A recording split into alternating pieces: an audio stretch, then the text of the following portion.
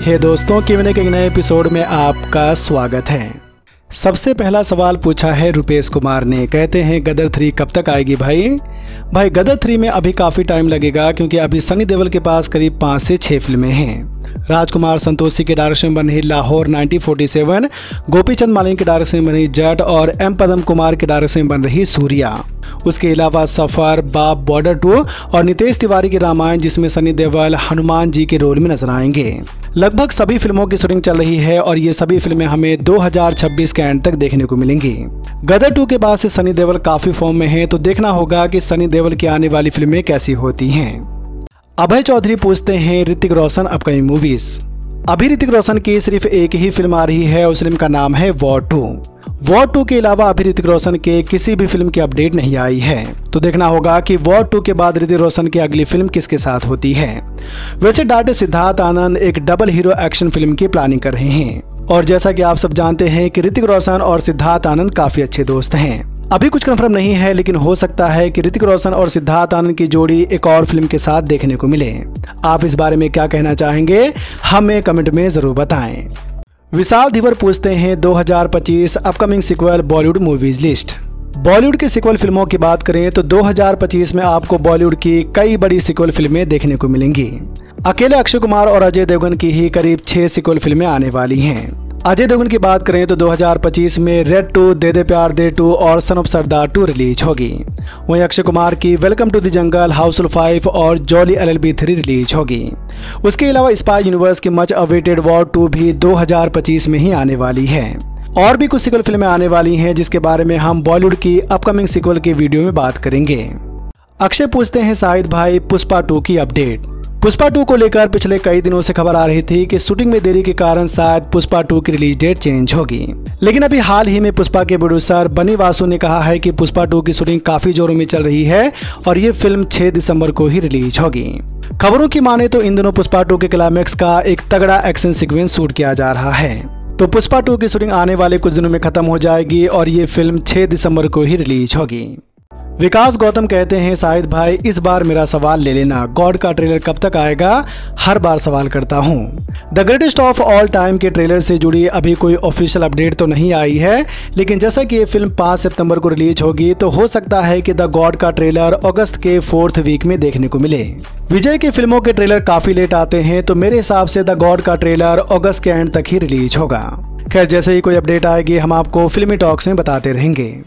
और अभिमन्यु पूछते हैं सिंघम अगेन का टीजर कब आएगा? भाई सिंघम अगेन का टीजर रेडी हो रहा है और मेरे हिसाब से हमें इसी महीने के एंड तक सिंघम अगेन का टीजर भी देखने को मिलेगा। अब भूल भुलैया 3 का टीजर 15 अगस्त को आ रहा है, तो सिंघम अगेन का टीजर भी आने वाले कुछ दिनों में रिलीज होगा। भूल भुलैया 3 और सिंघम अगेन इसी साल दिवाली के मौके पर रिलीज होगी। मोहिन हुसैन का सवाल है world wide Deadpool 3 collection. Deadpool and Wolverine ने अभी तक अमेरिकन बॉक्स ऑफिस पर $456 मिलियन का कलेक्शन किया है, वहीं इंटरनेशनल बॉक्स ऑफिस पर $484 मिलियन का कलेक्शन किया है।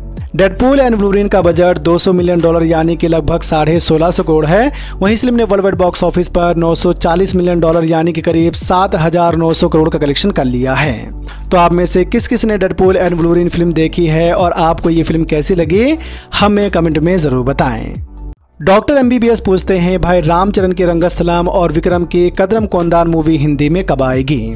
भाई रंगस्थलम और कदरम कोंदान के हिंदी डब से जुड़ी अभी तक कोई भी अपडेट नहीं आई है। अब आएगी तो जरूर, लेकिन कब आएगी तो अभी कुछ कह नहीं सकते, लेकिन जैसे ही कोई अपडेट आएगी हम आपको फिल्मी टॉक्स में बताते रहेंगे। फरमस्ती कहते हैं 9 अगस्त को तो हम SSMB 29 का वेट कर रहे थे, लेकिन NTR और नील का अपडेट मिला। जी हाँ, क्योंकि अभी भी SS राजामौली SSMB 29 के प्री प्रोडक्शन पर काम कर रहे हैं। हाँ, कहानी कंप्लीट हो गई है, लेकिन खबरों की माने तो अभी तक इसका प्री प्रोडक्शन कंप्लीट नहीं हुआ है। और इसके अलावा अभी डायरेक्टर SS राजामौली SSMB 29 के बाकी कलाकारों की तलाश कर रहे हैं। जब SSMB 29 की अपडेट आई थी तो उस टाइम कहा जा रहा था कि SSMB 29 में कुछ हॉलीवुड के कलाकार भी नजर आएंगे, तो शायद अभी SS राजामौली इसके मेन कलाकारों की तलाश कर रहे हैं। तो देखना होगा कि SSMB 29 की ऑफिशियल अनाउंसमेंट कब तक होती है। गोल्डी कहते हैं बेडस रवि कुमार का क्या हुआ भाई? आज 1.5 साल से ज़्यादा हो गया है, लेकिन अभी तक बेडस रवि कुमार से जुड़ी कोई नई अपडेट नहीं आई है। मेरे हिसाब से अभी बेडस रवि कुमार की शूटिंग बंद है और ये फिल्म इस साल भी नहीं रिलीज होगी। तेरे शरीर में इतना खून नहीं होगा जितना रवि कुमार एक बार में अगला सवाल पूछा है जेठालाल लवर ने, स्त्री 2, वेदा, खेल खेल में तीनों मूवी में से फर्स्ट डे सबसे ज्यादा कलेक्शन कौन मूवी करेगी? स्त्री 2 की हाइप काफी ज्यादा है, तो मेरे हिसाब से स्त्री 2 इन दोनों फिल्मों से ज्यादा ओपनिंग करेगी। मैं यहाँ पर प्रीमियर शो को ऐड नहीं कर रहा हूँ, बल्कि मैं यहाँ पर सिर्फ 15 अगस्त की ही बात कर रहा हूँ। जैसा कि आप सब जानते हैं कि स्त्री 2 14 अगस्त को रात 9:30 बजे से ही कुछ स्पेशल सिनेमा घरों में रिलीज हो रही है।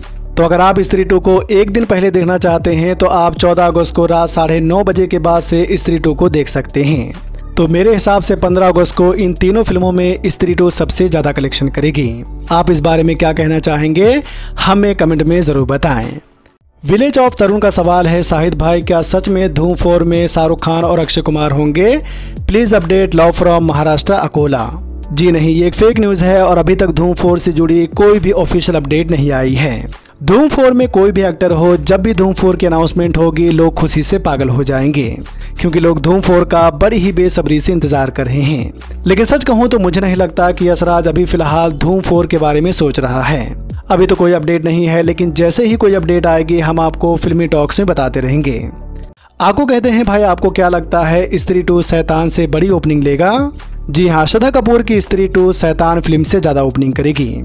शैतान ने इंडियन बॉक्स ऑफिस पर 15 करोड़ की ओपनिंग की थी, वहीं मुझे लगता है कि स्त्री 2 कम से कम 25 से 30 करोड़ की ओपनिंग तो जरूर करेगी। बाकी देखते हैं 15 अगस्त को हिंदी बॉक्स ऑफिस पर क्या होता है। अजित कुमार दास का सवाल है, भाईजान का फिल्म द बुल का क्या हुआ, कब रिलीज होगा? करण जौहर के प्रोडक्शन हाउस में बनने वाली सलमान खान की द बुल अब पूरी तरह से बंद हो गई है। द बुल की शूटिंग इसी साल स्टार्ट होने वाली थी, लेकिन मालदीव के साथ हुए कंट्रोवर्सी की वजह से द बुल फिल्म रुक गई थी। उसके बाद खबर आई कि अब सलमान खान डायरेक्टर AR मुरुगदोस के साथ एक बड़ी एक्शन फिल्म में काम करेंगे, जिसका नाम होगा सिकंदर। और जैसा कि आप सब जानते हैं कि सिकंदर फिल्म की शूटिंग स्टार्ट हो गई है, तो इसी वजह से अब द बुल फिल्म बंद हो गई है। सोनू खान पूछते हैं, शाहिद भाई मुंजा मूवी OTT पर कब आएगी? मुंजा को रिलीज हुए 2 महीने से ज्यादा हो गया है और अब लगभग ये फिल्म सिनेमा घरों से निकल चुकी है। हाँ, अभी भी कुछ सिनेमा घरों में चल रही है, लेकिन जब 15 अगस्त को ये तीनों फिल्में रिलीज होंगी तो फिर ये फिल्म पूरी तरह से बाहर हो जाएगी। OTT रिलीज को लेकर अभी कोई अपडेट नहीं आई है, लेकिन हो सकता है कि ये फिल्म हमें इसी महीने के एंड तक डिज्नी प्लस हॉटस्टार पर देखने को मिले। परवीन प्रकाश कहते हैं, शाहिद भाई आपको क्या लगता है डबल स्मार्ट हिट होगी या फ्लॉप ऑल बॉक्स ऑफिस? सच कहूँ तो मुझे डबल स्मार्ट का ट्रेलर बिल्कुल भी अच्छा नहीं लगा है और मुझे नहीं लगता कि ये फिल्म बॉक्स ऑफिस पर चल पाएगी। वैसे चल जाए तो अच्छी बात है, लेकिन मुझे नहीं लगता है, तो देखते हैं 15 अगस्त को क्या होता है।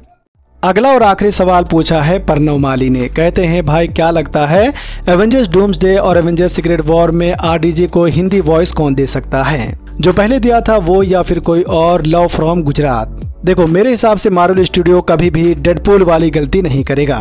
RDJ के ऊपर राजेश खट्टर की आवाज सूट करती है, तो मेरे हिसाब से हमें एवेंजर्स के आने वाली दोनों फिल्मों में भी राजेश खट्टर की ही आवाज सुनने को मिलेगी।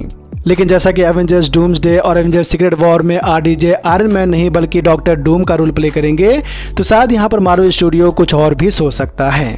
लेकिन मुझे जहाँ तक लगता है हमें राजेश खट्टर की ही आवाज सुनने को मिलेगी, क्योंकि अगर कोई और डबिंग आर्टिस्ट RDJ की वॉइस को डब करता है तो शायद वो उतना सूट नहीं करेगा।